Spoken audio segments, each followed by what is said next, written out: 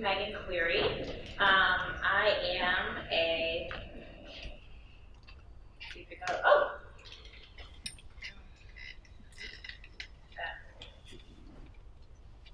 All right.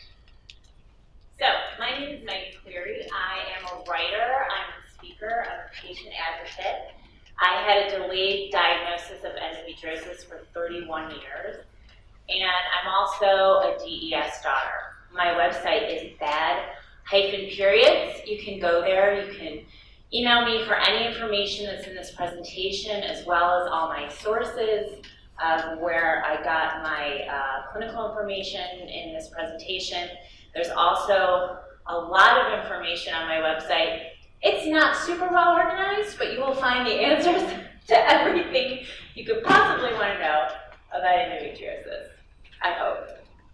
So I just want to start my presentation with a quote from an ABC News story in 2011.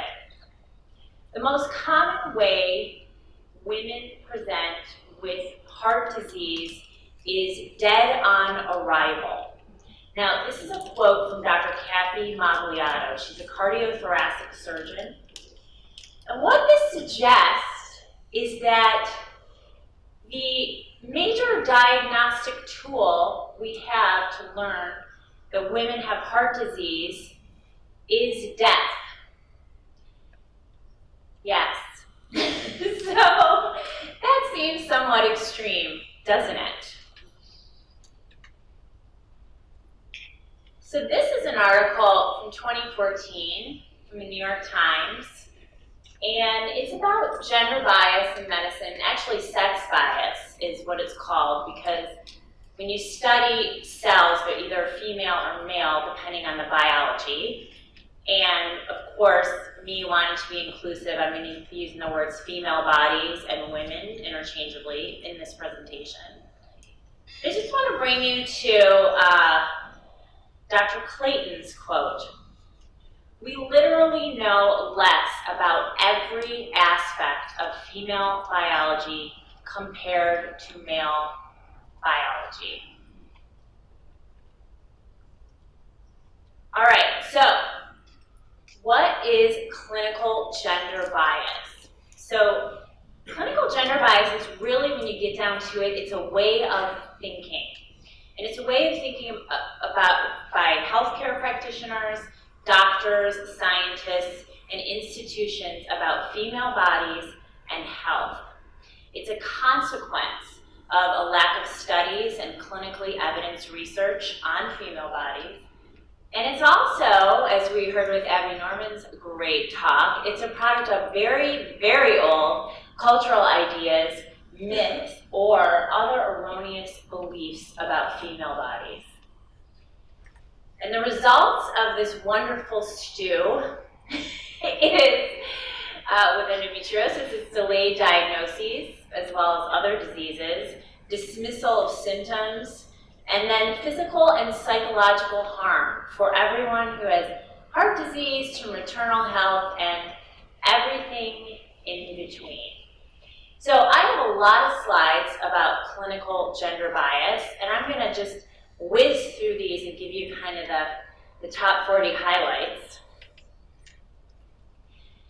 A really good one is that from 97 to 2001, 8 out of the 10 prescription drugs that were pulled from the market posed greater health risks for women. One of the most wonderful examples of this is Ambien, a drug that was on the market for 20 years before they halved the dose for women after having many reports of car accidents. Oh, we're going to go back a slide. It's a very sensitive clicker. Before 1993, medical studies were not required to be performed on women. 1993, National Institute of Health said, you know what, you need to start doing studies on women. Now, keep in mind, National Institute of Health is a governmental body. Most research in this country is funded by pharmaceutical companies who are not required to follow this standard.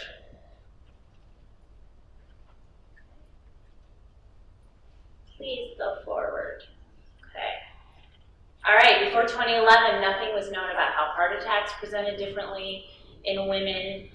Women are more likely to get inaccurate results from the stress test because all the diagnostics were studied on men. Depression, lung cancer, Alzheimer's all present differently in women. Okay. Before 2008, pregnancy was considered a pre-existing condition and you had to pay extra in your premiums for health insurance if you thought you might want to become pregnant. And in 2017, the US had one of the highest rates of maternal mortality in the industrialized world. This makes me cry. With women of color experiencing triple that rate. So wrong. Now we get to pain. One of our favorite things is endo women. Pain is often our major symptom that drives us to go actually seek care from a healthcare provider. It's one of our #1 drivers. And pain is actually very different in men and women. But almost all the research in pain is done on male animals. We all know it takes an average of 45 minutes more for a woman to be treated for pain in an emergency room setting. And the conditions where pain is the only reported symptom, these are ranked much lower on the hierarchy of diagnosis, and women are often questioned as patients.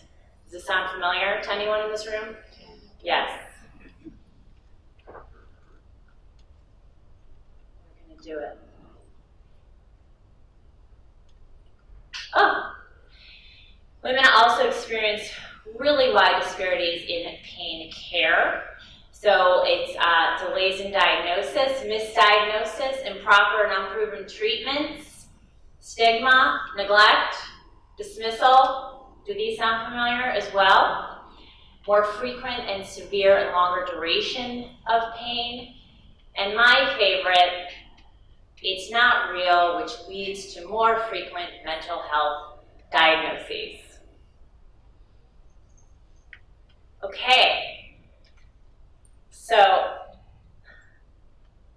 this article was written in 2018. Now, this jumped out at me because I was reading it, and basically, women who complain of chest pain are often told they have not had a heart attack if their arteries aren't blocked. But then they went and did a study and found out many women who had heart pain and never had blocked arteries had scars proving they had had a heart attack. So too often the women are told they don't have a heart problem and they're sent home instead of receiving appropriate medical care. Does this also sound familiar to anyone in this audience? So this is the general landscape of women's health and what we know about women's bodies in general. These are common, well-known diseases: heart disease, lung disease, Alzheimer. What happens when we get to periods? Period problems.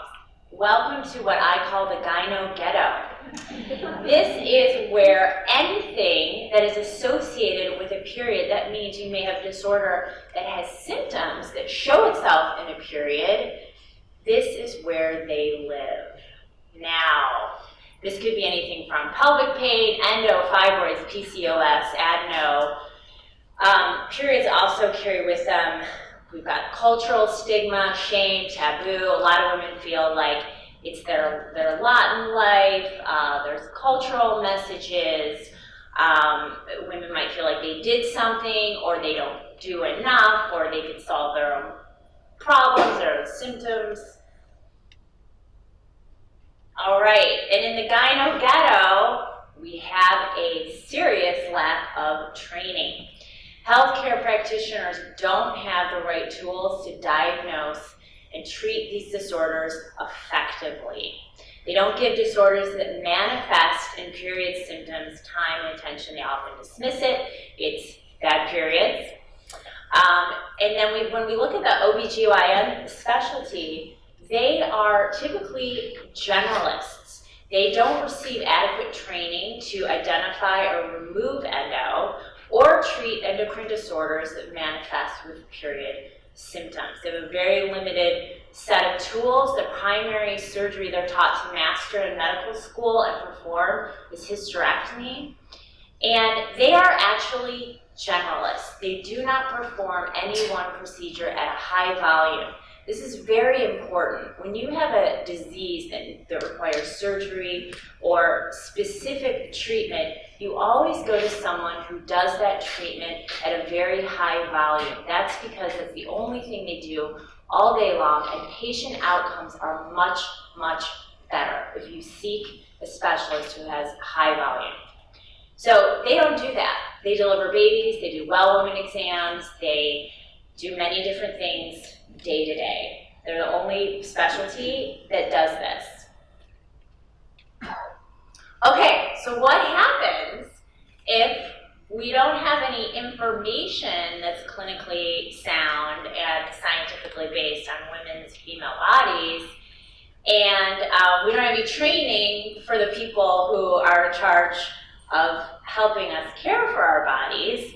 We have a lot of fun things that step in to fill the gap here. Number one is myth, and our friend Hippocrates. Yes, so the very definition of endometriosis is endometrium that has gotten loose. Doesn't that sound familiar to our friend the wandering womb? The wandering womb that can only be satiated by sex and procreation with a man. Yes, so this, if you think about this, that was from 5th century BC. We are in 2018, and a lot of the myths that you hear about pregnancy cures endo, hysterectomy cures endo, uterine lining is wandering about, they sound really familiar. So you think that we may have updated our thinking, but we have not. ACOG is the American College of OBGYNs. Right now, their treatment recommendations are erroneous at best. Their recommendations are burn it, this is for endometriosis, suppress it, hormones, or remove non-related organs. Just remember, endometriosis is not a disease of the uterus. And yet, it's the only disease where removing a non-related organ is considered a treatment. Pharmaceutical companies like to step in and fill that gap. They claim that disease can be completely managed hormonally, which we know is not true. All hormones, of course, are not bad, and you have to choose the treatment that works for you. They might help to manage symptoms. But pharma companies also contribute heavily to ACOG, World Endometriosis Society, endometriosis nonprofits. And all of this nice big mix makes a big fat diagnostic delay of 9 to 11 years. I was 31 years. And patients often really suffer. As we all know, when you go in to burn lesions inside someone's pelvis, one of the most densely packed areas of anyone's body with organs, muscles, ligaments, all right close together, you really have a high incidence of necrosis, which is killing cells adjacent to where you may be burning. So a lot of women have a lot of damage on the inside of their bodies by the recommendations from ACOG. There's also deeply infiltrating endometriosis, which has been shown when you delay diagnosis and give a woman the pill. There's new studies that show that that actually makes the endo grow deeper. And some women have permanent side effects from heavy hitters like Lupron, which can be permanent ovarian failure as well as joint failure. And then let's not forget psychological trauma. In my mind, in my opinion, this represents mass negligence on millions of women's bodies in this country, and it is protected by what's called the standard of care, which is if you're a doctor and you do a procedure that your colleagues would do in the same situation, you are protected from medical malpractice. So that's just a little sum up of our current situation. I know it's slightly depressing. It's always fun to give the most depressing talk.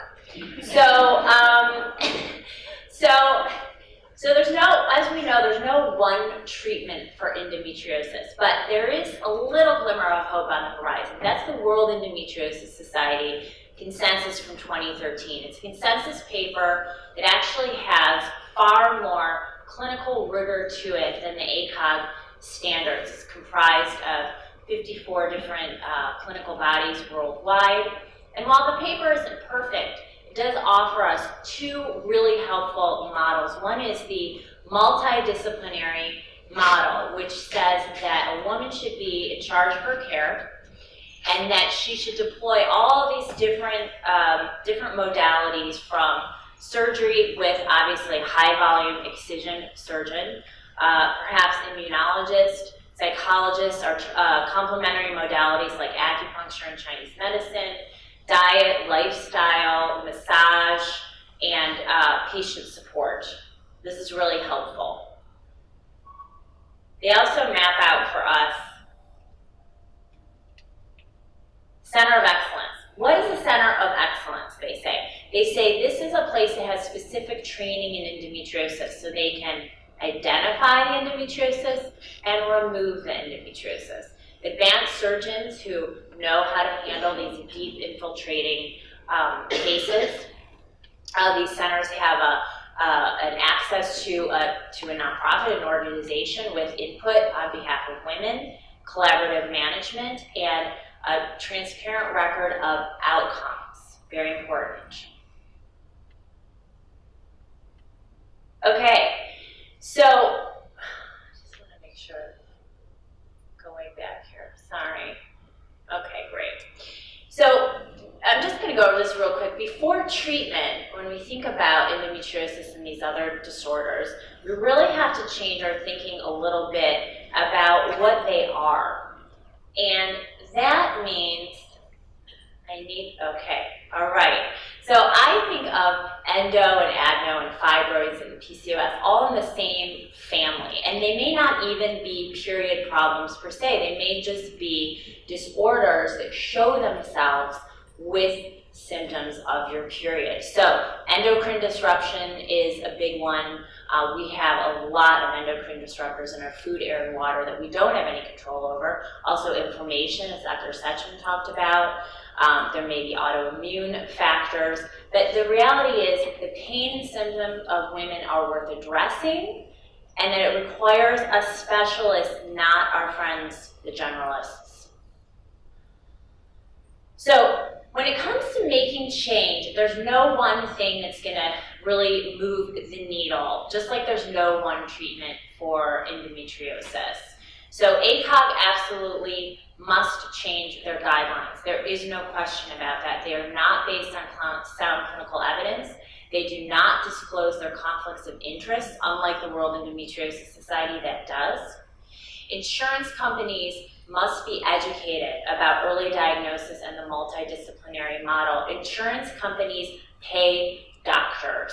So if doctors can get paid for treating women for this disease, then how are they going to make a living, and how are women going to get treated? It's quite the circle. Patients have to change their own thinking about their bodies and demand that people take their symptoms seriously. Clinicians got to start to be open to being educated. I think we've all been there when we know more about our disease than our doctor. And pharmaceutical companies have got to loosen their grip on this market. All right, so on a personal level, what you can do. Now, this is where things get hopeful, people. So the most important thing is you need to translate your symptoms into clinical data. What does that mean? You need to get very familiar with your pain. You need to look up pain vocabulary words so you can describe your pain. Learn the names of your body parts so you can say where your pain is. And you need to write it all down. And when you go into your healthcare practitioners, this is the one biggest tip I can leave you with today. You write all that down and you print it out, a copy for them and a copy for you, and you insist this information is put into your electronic medical record. Why is that? Because if you have a healthcare provider who is a generalist, who has not been trained to diagnose your disease, has not been trained to treat your disease, and may have some clinically biased thinking of themselves, what do you think that your medical record is going to look like? It's going to be all filtered through that lens. And I have read many, many medical records where I know the patient and I see what's written down in their medical record, and it's a very different story. Only work with practitioners that are going to validate your symptoms. And if it doesn't feel right to you or you feel like you're getting harmed, stop doing it.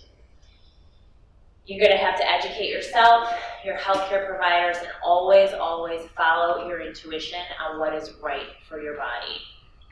And the biggest thing I've been learning in my year and a half of being diagnosed, it's a small portion of my entire life, is that I really try to practice a lot of self-compassion with my body and know that my body is trying to heal itself, even though the symptoms that it's displaying may be maladaptive.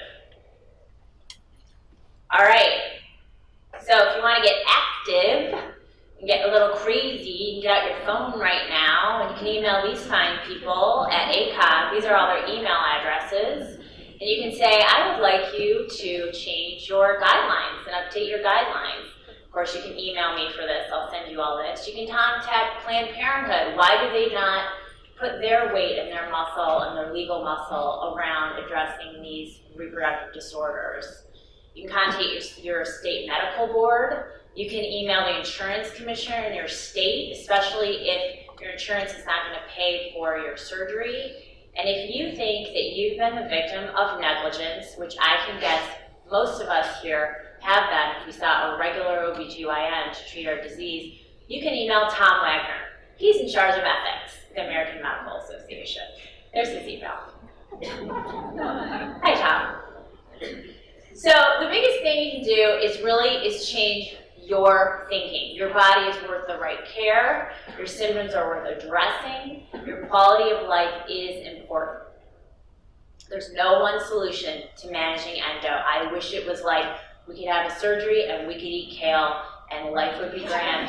But you got to put it all together and you got to be the one to drive it. It's going to be a combination of all of those things. We need thriving, healthy women to meet the demands of our times. And I know from personal experience how exhausting it is to have endometriosis, the pain, the fatigue, getting heard. So just remember, you don't have to be political to make change. Every time you take your own symptoms seriously and you insist that the healthcare providers in charge of helping you take your symptoms seriously, you are making it better for the next woman who comes along. And so that is the conclusion to my talk, but I just forgot to thank everyone for coming out today and thanking Dr. Sechin for putting on this event and live streaming it, and the Endometriosis Foundation of America and the tireless staff. You guys have worked so hard to make this amazing. And just want to leave you with really the importance of taking yourself seriously. So I hope that was helpful, and please feel free to email me, contact me on my website. I'm happy to share any of this information with you.